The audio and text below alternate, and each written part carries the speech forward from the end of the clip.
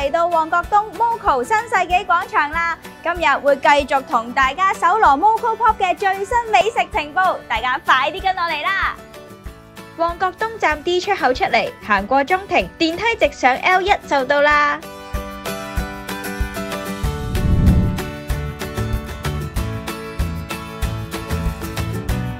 同朋友喺屋企一邊睇戲一邊食零食，爆谷梗係唔少得啦。180 Popcorn 呢一度有好多唔同口味嘅爆谷，我最中意嘅呢就係焦糖脆脆爆谷啦。等我試下先，食落脆卜卜，爆谷同焦糖味真係好夾啊！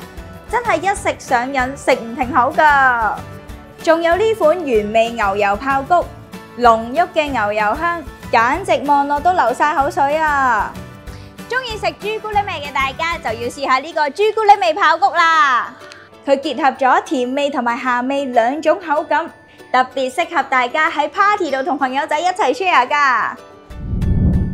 曲奇阿嬸而家已經登陸咗 Moco Pop 啦，佢有好多唔同口味嘅曲奇。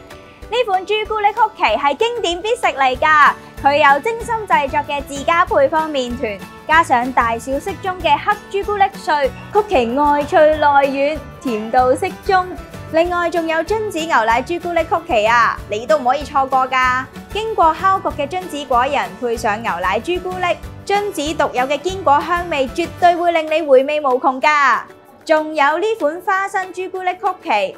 脆口嘅花生粒同埋香濃嘅花生醬，再配上黑朱古力，豐富嘅口感層次，實在係花生友嘅最愛啊！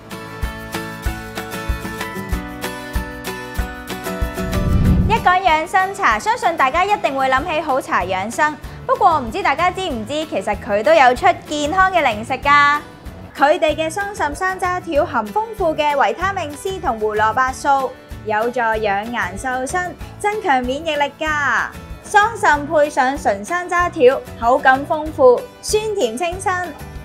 最近真係食咗好多零食啊，可以用佢哋嘅蜂蜜檸檬片沖水飲，可以加強腸胃蠕動同埋排除體內嘅毒素㗎。最後我要推介嘅呢，就係呢個黑糖薑棗糕啦。佢用小黃薑、紅棗製成，可以補血益氣。減輕感冒，冬天必備啊！